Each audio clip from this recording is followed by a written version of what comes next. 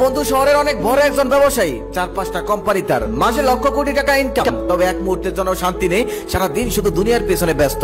একদিন তার অফিসে বসে আমরা 4-5 জন বন্ধু মিলে আড্ডা দিচ্ছিলাম। ঠিক সেই সময় তার একজন ওয়ার্কার এসে তার কাছে ইনিয়ে বিনিয়ে কিছু টাকা চাইলেন আর বললেন আমি খুব অভাবী। তখন আমার বন্ধু বলল, যদি অভাবের কথাই বলতে হয় তাহলে এই কোম্পানিতে আমার থেকে বড় অভাবী আর কেউ নেই। এই কথাটা শুনে আমরা অবাক হলাম। লোকটা চলে যাওয়ার পর তাকে জিজ্ঞেস করলাম, কিরে আমাদের 4-5 জনের যা আছে আলহামদুলিল্লাহ তার থেকে 10 গুণ বেশি সম্পদ তোর, তুই কিভাবে অভাবী হলি? তখন সে বলে, তাহলে তোদেরকে একটা গল্প শোনাই, সেই গল্পটা শুনলেই আমার অভাবের রহস্যটা তারা বুঝতে পারবি। তিনি বলেন, এক শহরে বিশাল বড় একজন ব্যবসায়ী ছিল, তার সবই ছিল, তবে ছিল না শুধু শান্তি। এক মুহূর্তের জন্য শান্তি পেত না, মাথার চুল উঠে যাচ্ছিল, ঘুমাতে পারছিল না। সে একদিন খেয়াল করে দেখলো তার অফিসের পিয়ন কাজ করে আর গুনগুন করে গান গায়। তারপর সে ডাক দিয়ে বলল, আচ্ছা এই যে তুমি সারাদিন কাজ করো আর গুনগুন করে গান গাও, তোমার মনে কি অনেক সুখ? তোমার মনে কি কোনো দুঃখ নেই, কোনো হতাশা নেই? তখন পিয়ন বলে, কেন হতাশা থাকবে স্যার, আপনি যা বেতন দেন তা দিয়ে আলহামদুলিল্লাহ আমার খুব ভালো চলে যায়, আমার কোনো দুঃখ কষ্ট নেই। এই কথা শুনে তো ব্যবসায়ী আরো টেনশনে পড়ে গেল। তারপর ম্যানেজারকে ডাক দিয়ে বলল, দেখো আমি লক্ষ কোটি টাকা ইনকাম করি,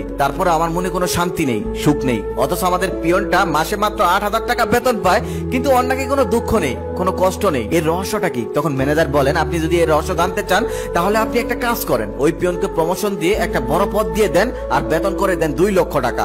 ব্যবসায়ী তখন তাকে বড় একটি পদ দিয়ে দিল আর 2 লক্ষ টাকা দিয়ে দিল। পিয়ন তো মহা খুশি, পিয়ন থেকে সে অনেক বড় একজন অফিসার হয়ে গেল, বাড়ির সবাই অনেক খুশি, এখন সে অনেক টাকা পাবে। প্রথমেই সে তার টিনের ঘরটা পরিবর্তন করে একটা আভিজাত এলাকায় অনেক বড় একটি ফ্ল্যাট নিয়ে নিল, কারণ এখন তো সে অফিসার, এখন তো আর টিনের ঘরে থাকা যাবে না। কলিগরা কি বলবে? নতুন বাসায় গিয়েই দেখলো আশেপাশে সবাই নামি দামি স্কুলে তাদের সন্তানদেরকে পড়ায়। তারপর সে তার সন্তানকে সেই পুরনো স্কুল থেকে এনে একটা ভালো স্কুলে ভর্তি করে দিল। সেই স্কুলে ভর্তি করে দেওয়ার পরে স্কুল কর্তৃপক্ষ জানিয়ে দিল বাচ্চাদেরকে এখন টিউশনি করাতে হবে। তারপর সে 4-5টা টিউশনি লাগিয়ে দিল। তারপর তার স্ত্রী আশেপাশের বাসায় গিয়ে দেখেন তাদের বাসায় দামি এসি, দামি ফ্রিজ, দামি টিভি।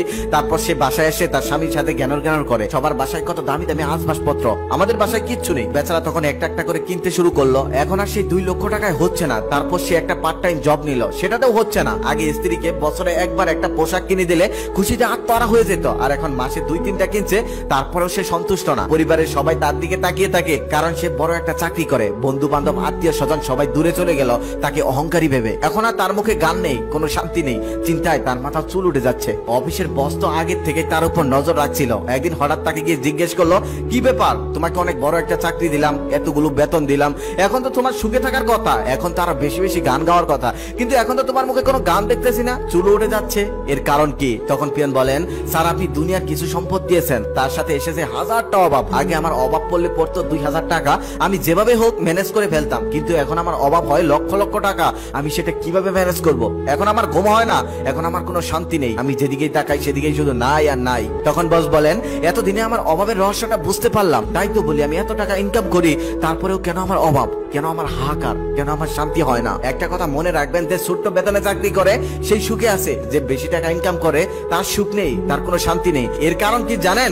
কারণ আদম সন্তানের কোনো সুক্রিয়া নেই, কারণ আদম সন্তানের ইচ্ছের কোনো শেষ নেই। আদম সন্তানের যদি একটা স্বর্ণের উপত্যকাও থাকে তাহলে সে চেষ্টা করবে আমি আরো একটা উপত্যকা তৈরি করব। সেটা কিভাবে করবে, কেমনে করবে, এই চিন্তায় সে ঘুমাতে পারবে না, সে শান্তি পাবে না। আদম সন্তানের মুখ একমাত্র কবরের মাটি ছাড়া কোনোদিনই ভরা সম্ভব না। তাই আমরা যে যেভাবে আছি সেভাবে আল্লাহর কাছে শুকরিয়া করুন, একমাত্র শুকরিয়াতেই সুখ আছে, ধন সম্পদে সুখ নেই।